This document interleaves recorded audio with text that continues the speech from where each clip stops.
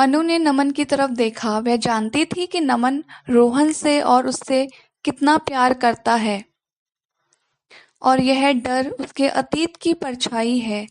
ठीक ऐसा ही डर उसके मन में भी तो है, जिसमें पिता की अचानक हुई मृत्यु के बाद अपनी माँ का संघर्ष है, और यही डर उसे अपने पैरों पर खड़ा रहने के लिए प्रेरित करता है। आखिर संतुलन कैसे बनाया जाए? हेलो अनु। अनु, आज तुम रोहन को स्कूल से ले आना प्लीज, मुझे अचानक किसी जरूरी मीटिंग में जाना है। पता नहीं है स्कूल वाले वार्षिक उत्सव की तैयारी स्कूल के निर्धारित समय के बाद क्यों रखते हैं। स्कूल की बस तो समय से निकल जाती है और मुझे दफ्तर छोड़कर उसे लेने जाना पड़ता है, लेकिन आज तो मैं बिल्कुल नहीं निकल सकता। अनु, आज किसी भी तरह तुम चली जाओ।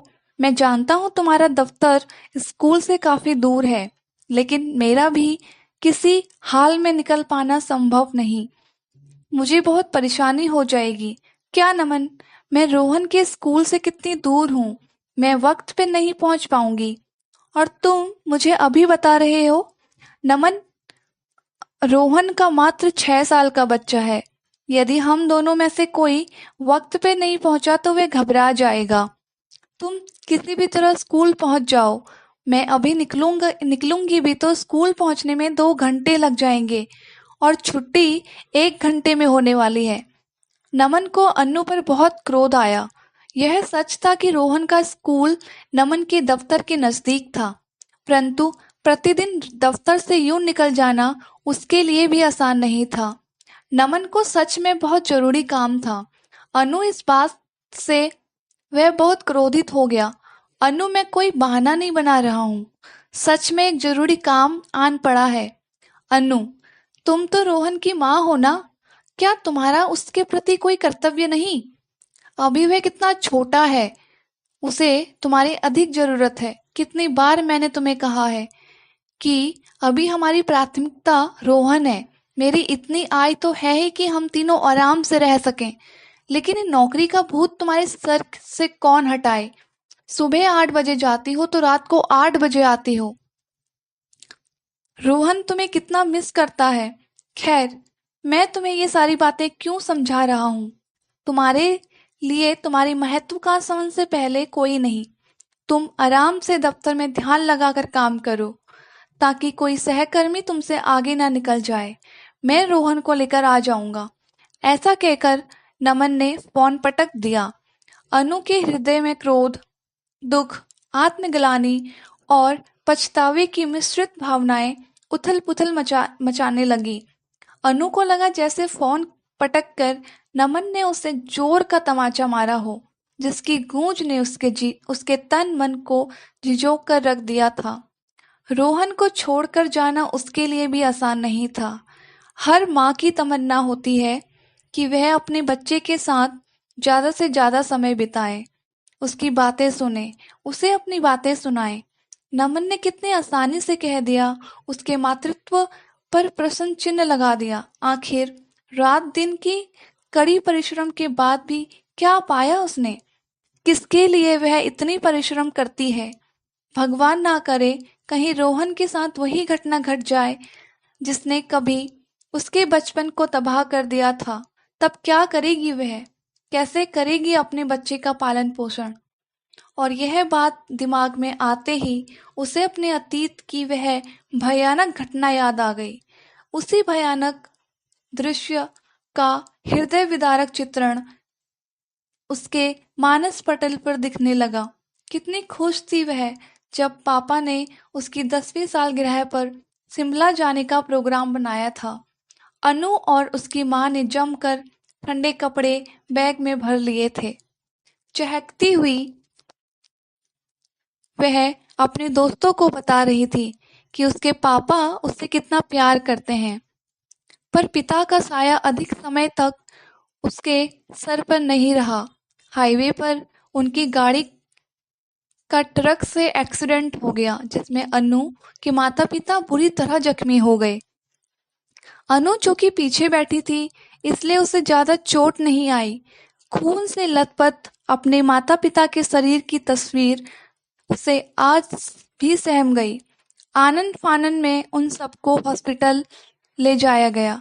कुछ ही समय बाद अनु के रिश्तेदार भी वहां पहुंच गए, परंतु अधिक खून बह जाने के कारण अनु के पिता ने सदैव के लिए अपनी आंखें मूंद ली।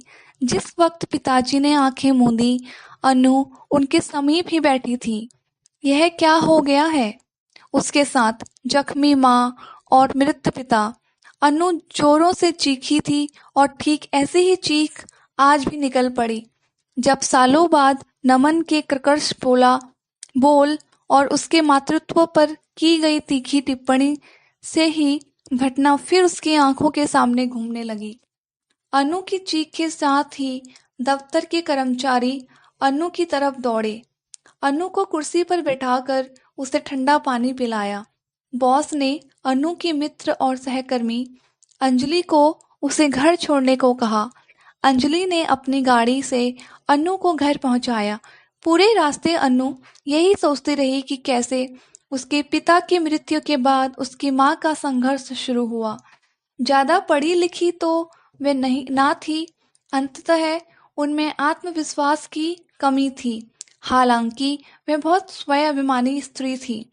कुछ दिन तक वह अनु के ताऊ जी के घर रुके, परंतु जल्द ही अनु की मां यह समझ गई कि अब उनका जीवन इतना आसान नहीं। वह किसी की दया का पात्र और बोझ बनकर नहीं रहना चाहती थी। अनु के नाना जी और नानी माँ की मदद से जल्द ही उन्होंने अपना टिफिन का व्यवसाय शुरू किया, अलग घर लिया, परंतु ये सब इतना आसान नहीं था। कई बार उसने अपनी माँ को हिम्मत हारते भी देखा था, परंतु फिर वह अपनी फूल सी बच्ची अनु को देखकर फिर से हौसला बना लेती और इसी अनहोनी का डर अनु के मन में घर कर गया था। उसे पता था कि नमन रोहन से कितना स्नेह रखते हैं और उनका यह कहना है कि रोहन मेरी प्राथमिकता है, वह भी गलत नहीं है। पर वह नमन को कैसे समझाए कि यदि भगवान ना करे उसे कभी कुछ हो गया और वह अपने पैरों पर खड़ी नहीं रही, तब रोहन और उसका क्या होगा? यदि वह नौकरी छोड़ देगी तो वह असुरक्षा की भावना फिर उसे चैन से जीने नहीं देगी। किसी अनहोनी की परिस्थिति में याद यदि नियमित आय नहीं हो तो इंसान कितना असुरक्षित महसूस करता है। साथ ही उसकी माँ की कही बातें उसे बार बार याद आती हैं। अनु बेटा, सदैव अपने पैरों पर खड़ी रहना, इससे तुम में आत्मविश्वास पैदा होगा, तुम सुरक्षित महसूस करोगी। अनु अभी गहरी सोच में डूबी हुई थी, तभी अंजलि ने उसे जगाया। अनु, तुम्हारा घर आ गया है, क्या तुम यहाँ से खुद चली जाओगी या मैं अंदर तक छोड़ दूं? अनु की तंद्रा भंग हुई तो उसने कहा, धन्यवाद अंजलि, मैं यहाँ से खुद चली जाऊंगी। तुम ठीक तो हो ना अनु? आज तुम बहुत परेशान लग रही हो, इसलिए मैंने तुमसे कुछ पूछा नहीं। कभी कभी इंसान को खुद से बात करने का दिल करता है। मैं तुमसे कल बात करती हूँ, अभी तुम आराम करो। दफ्तर की कोई चिंता मत करना, मैं अब निकलती हूँ। अनु ने उससे बाय किया और लिफ्ट का बटन दबाया। अनु का फ्लैट 10वीं मंजिल पर था। अनु ने दरवाजे से नमन और रोहन के हंसने की आवाज सुनी। उसने अपनी चाबी से दरवाजा खोला। रोहन उसे देखते ही आकर लिपट गया। नमन ने उसे आश्चर्य से देखा लेकिन कुछ पूछा नहीं। रोहन ने कहा, आज मम्मी और पापा इतनी जल्दी घर पर? आज तो मजा आ जाएगा। मम्मी पापा, आप ऐसे ही जल्दी घर पर आया करो ना। आप लोग कितना लेट आते हैं, और मम्मी, आप तो पापा से भी लेट आती हैं। मैं आपको कितना मिस करता हूँ। अनु ने नमन की तरफ देखा और फिर रोहन से कहा, बेटा, मेरी तबीयत ठीक नहीं है, इसलिए आज अंजलि आंटी ने मुझे गाड़ी से नीचे तक छोड़ दिया। मैं थोड़ा आराम करती हूँ, फिर मैं आपसे अच्छे से बात करूंगी। नमन ने अनु को थका सा देखा तो उसे यह भापने में देर नहीं लगी कि अनु की भावनाओं को उसकी कठोर बातों से बहुत गहरी चोट पहुंची है। वह अपनी कही बात पर पछताने लगा। अनु से वह बहुत प्रेम करता था, परंतु अनु का रोहन को छोड़कर नौकरी करना उसे कतई पसंद नहीं था और आए दिन इसी बात पर दोनों में कहासुनी होती ही रहती थी। परंतु आज अनु को यूं दुखी देखकर उससे रहा नहीं गया। उसने अपने दफ्तर फोन लगाकर यह सूचित कर दिया कि वह आज नहीं आ सकता। फिर वह 2 कप गरम चाय लेकर अनु के पास गया। उसने देखा कि अनु की आंखों से अविरल अश्रुधारा बही जा रही हैं और यह देख नमन ने महसूस किया कि उसने आज बहुत ज्यादा कह दिया। शायद क्रोध में कुछ ऐसी बातें भी कह दी जो उसे नहीं कहनी चाहिए थी, परंतु मुंह से निकले शब्द क्या कभी वापस आ सके हैं? नमन ने अनु का हाथ अपने हाथ में लिया तो अनु फूट फूट कर रो पड़ी। नमन ने उससे कहा, मुझे माफ कर देना अनु, आज मैं तुमसे बहुत कुछ कह गया। पता नहीं मुझे कभी कभी क्या हो जाता है। सच मानो तुम्हारा दिल दुखाकर मैं भी कभी खुश नहीं रह सकता, परंतु रोहन को लेकर मैं थोड़ा संवेदनशील हो जाता हूँ। अनु, तुम्हें पता है मेरी मम्मी भी मुझे दादी के पास छोड़कर नौकरी पर जाती थी। जहाँ तक मेरे बचपन की यादें जाती है मैं केवल अपनी दादी को ही पाता हूँ। माँ पापा के पास मेरे लिए कभी समय नहीं रहा। तरस जाता था मैं उनके साथ के लिए। बहुत रोता था, तब दादी ने मुझे सहारा दिया, परंतु जल्द ही वह साया भी मेरे सर से उठ गया। उस वक्त मैं मात्र 10 वर्ष का था जब दादी की मौत के बाद बिल्कुल अकेला पड़ गया। इस वजह से एक छत के नीचे रहते हुए भी मैं माँ पापा से दूर होता चला गया। जब बड़ा हुआ तो उन्होंने यह दूरी मिटाने की बहुत कोशिश की, लेकिन वह कभी नहीं हो पाया। और फिर एक दिन ट्रेन एक्सीडेंट में दोनों चल बसे। अनु, जिस अकेलेपन से मैं गुजरा हूँ, मैं नहीं चाहता मेरे बेटे के साथ भी वही हो। मेरे पास तो फिर भी मेरी दादी थी, लेकिन रोहन के ना तो दादा दादी हैं और ना नाना नानी। बस यही डर मुझ पर इतना हावी हो गया कि मैं तुमसे इतना कुछ कह गया। अनु, मैं तुम्हारी नौकरी के खिलाफ कतई नहीं हूँ, परंतु मुझे रोहन की चिंता है। मैं अपनी नौकरी छोड़ देता यदि तुम्हारे इतनी आय होती कि हमारा घर आराम से चल पाए, साथ ही हम नए मकान की किस्तें भी दे पाए। ऐसा नहीं है, इसलिए मैं तुम्हारी नौकरी छोड़ने के लिए कह रहा हूँ। अनु ने नमन की तरफ देखा। वह जानती थी कि नमन रोहन से और उससे कितना प्यार करता है और यह डर उसके अतीत की परछाई है। ठीक ऐसा ही डर उसके मन में भी तो है, जिसमें पिता की अचानक हुई मृत्यु के बाद अपनी माँ का संघर्ष, और यही डर उसे अपने पैरों पर खड़ा रहने के लिए प्रेरित करता है। आखिर संतुलन कैसे बनाया जाए? उसने नमन से आज अपने मन की सारी बातें बताईं। नमन और अनु ने एक दूसरे से इस विषय पर विस्तार से चर्चा की। फिर दोनों ने एक निष्कर्ष पर पहुंचे। बच्चे की सही ढंग से परवरिश भी हो उतनी ही जरूरी थी जितनी अनु और नमन का अपने अपने पैरों पर खड़े रहना, अपने वर्तमान के साथ भविष्य को सुरक्षित करना।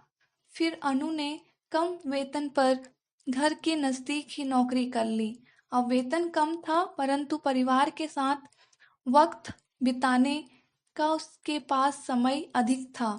अब अनु 6 बजे तक घर आ जाती और सुबह भी लेट से दफ्तर जाती। तब तक रोहन स्कूल जा चुका होता।